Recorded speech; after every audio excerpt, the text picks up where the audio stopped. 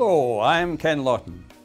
Coming up, classic cars and Blantyre's new mining monument. But first, in August 1910, an estimated 250,000 people came to Lanark racecourse to witness Scotland's first ever international airshow.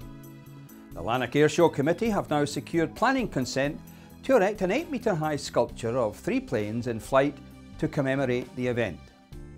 It is to be installed at Lanark Loch, with £65,000 project being managed by South Lanarkshire Council on behalf of the Airshow Committee, with the majority of the costs being split between the Blacklaw Renewable Energy Fund at £29,000 and the Lanark Common Good Fund at £22,000. A further £6,000 from business sponsorship and £900 from the Clydesdale Area Committee has been received. Any shortfall is being met from the Airshow Committee funds, thanks to generous donations from local people and businesses. Meanwhile, a sculpture depicting the proud mining history of Blantyre was recently unveiled at the town's miners' welfare. The work was created by artist Alan Potter, with the help of second-year pupils from Calderside Academy. The project was funded through the Council's Pride of Place scheme, which is a panel of local community representatives who decide how money should be spent. 2 fundraising initiatives for the Kilbride Hospice in East Kilbride have been announced. First, and following on from the success of last year, they will once again be running their Christmas party nights at the Almada Suite in South Lanarkshire Council Hamilton headquarters.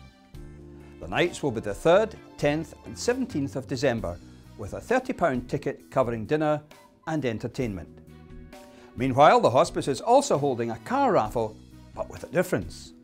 The winner will get the keys to perhaps the ultimate British classic, an E-Type Jaguar. Tickets cost £5 and are available from the hospice shop in East Kilbride, or contact the hospice office on 01698 717 260. And if you are a classic car fan, the Rotary Club of East Kilbride Kittoch have a treat in store for you later this year. They are organising a 120-mile tour of Lanarkshire and Ayrshire on September 5th of this year, with around 50 classic cars expected to take part. Entry is free, but each car is expected to raise a minimum of £25 in sponsorship for charity.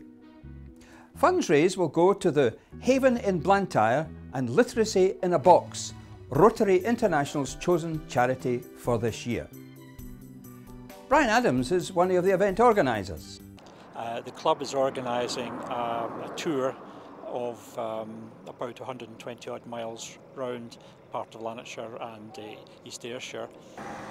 And entry will be free, but each car is expected to get sponsorship.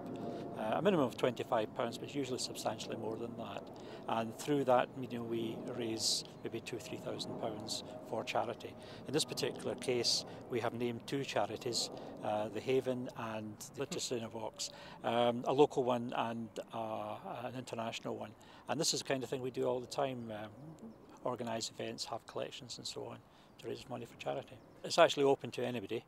There are no guiding rules other than that the car should be classic or unusual. Usually we mean elderly unusual. We don't have too many restrictions, but it's usually not something that's currently produced, that kind of thing. And we are allowing 1 or 2 modern sports cars if necessary, just because it's that kind of run. But classic, actually, there's no definition of classic, unfortunately. Just something that turns heads. That's right, very much so. A grant of £21,000 has been awarded to the first East Kilbride Scout Group to help towards the costs of upgrading and refurbishing their hall at Park Terrace, East Kilbride. The current 1960s built timber hall suffers from dampness and is expensive to heat, making it hard to attract other groups to use the facility. An outer shell will be created around the existing building, which will help insulate the walls and roof. As well as reducing ongoing running costs, carbon consumption will also be lowered. The money awarded by the Whiteley REF is dependent on the group receiving match funding for the project from other sources. Well, that's all for now. But remember, we want to tell you your story on SLVtv, so send it to webfeedback@southlanarkshire.gov.uk.